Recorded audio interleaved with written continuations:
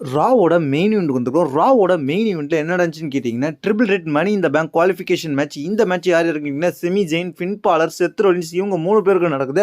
இந்த மேட்சை பொறுத்த வரைக்கும் என்ன நடக்குதுன்னு கேட்டிங்கன்னா, இந்த மேட்சை பொறுத்த வரைக்கும் செமி ஜெயினோட பர்ஃபார்மன்ஸ் சும்மா தாறுமாறா இருந்துச்சு. செமி ஜெயின் ஒவ்வொரு மேட்சுக்கு கொடுக்குற பர்ஃபார்மன்ஸ் நல்லாவே இருந்துச்சு. இந்த மேட்ச்சில் வந்து செமி ஜெயின் வந்து ஒரு கட்டத்தில் வந்து செத் ரோலின்ஸ் தன்னோட ஸ்டாம்ப் போட வரப்போ அதுலேருந்து எஸ்கேப் ஆகி செத் ரோலின்ஸ்க்கு வந்து இது ப்ளூ தண்டர் மூவ் போட அவர் எஸ்கேப் ஆகி அதுக்கப்புறம் செத் ரோலின்ஸ் திருப்பி ஸ்டாம்ப் ஃபினிஷரை போட முயற்சி பண்ணும்போது ப்ளூ தண்டரை கனெக்ட் பண்ணி பின் பண்ணுவார். அந்த இடத்துல செத் ரோலின்ஸ் கிக் அவுட் பண்ணுவார். இந்த மொமெண்ட் பயங்கரமாக இருந்துச்சு. அதுக்கப்புறம் ஒரு கட்டத்தில் ஃபின் பாலர் உள்ள வந்து ஃபின் பாலர் தன்னோட ஸ்டாம்ப் போட முயற்சி பண்ணுவார். அதுக்கப்புறம் அதுலேருந்து எஸ்கேப் ஆகிடுவார். அதுக்கப்புறம் செத் ரோலின்ஸ் ஃபின் பாலருக்கு ஸ்டாம்ப் போடுவார். அதுக்கப்புறம் செமி ஜெயின் ரன்னிங்கில் வந்து ஹெல்வா கிக்கை வந்து செத் ரோலின்ஸ் கூட்டு பின் பண்ணும்போது அந்த இடத்துல செத் ரோலின்ஸ் டீமில் வந்து பிராசன் ரீடும் பேரன் பேக்கரும் வந்து செமி ஜெயினை அட்டாக் பண்ண ஆரம்பிச்சிடுவாங்க.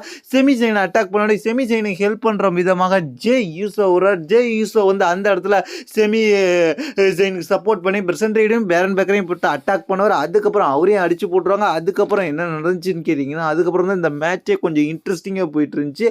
இந்த மேட்ச்சில் வந்து Dominic Mysterio fin பாலருக்கு help பண்ணுறன்ட்டு steel சேரை எடுத்து உள்ள தள்ளுவார். அந்த ஸ்டீல் சேரை எடுக்க போன ஃபின் பாலரை அப்படியே வச்சு ஸ்டாம்ப் போட்டுருவார் செத் ரோலின்ஸ். இது நம்ம பல தடவை பார்த்துருக்கோம். இந்த மூமெண்ட் நடந்திருக்கு. இதே தான் நடந்துச்சு. அதுக்கப்புறம் வந்து பின் பண்ணி செத் ரோலின்ஸ் மணி இந்த பேங்க்கில் குவாலிஃபிகேஷன் ஆகிட்டார். ஆனால் செத் ரோலின்ஸ் மணி இந்த பேங்க்கில் குவாலிஃபிகேஷன் ஆனாலும் அதுக்கப்புறம் சிஎம் பங்கு மியூசிக் வந்துச்சு. சிஎம் பங்கை தேடி போகிறாங்க.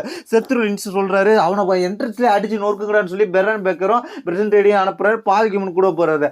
ஆனால் அந்த இடத்துல என்ட்ரன்ஸில் மியூசிக் வந்துட்டு நேரத்தில் செத் ரோலின்ஸ் அட்டாக் பண்ணுறதுக்கு சிஎம் பங்கு பின்னாடியே வந்து அட்டாக் பண்றாரு. தூக்கி ஜிடிஎஸ் மூவ் போடுறாரு. ஜிடிஎஸ் மூவ் போட்டுட்டு பாக்குறாரு. அந்த இடத்துல பிரசன்ட் ரீடும் பேரன் பேக்கரும் ஓடிடுறாங்க. அவர் அடிக்க உடனே அவர் எஸ்கேப் ஆயிடுறாரு. ஆடியன்ஸ் பக்கத்துல போய் நின்றுட்டு அவர் செலிப்ரேஷன் பண்றாரு. இதுதான் நடந்துச்சு இந்த வாரம் ராவோட மெயின் ஈவெண்ட். வேற லெவலா இருந்துச்சு. இதை பத்தி உங்களுடைய கருத்து கீழே உள்ள கமெண்ட்ஸ்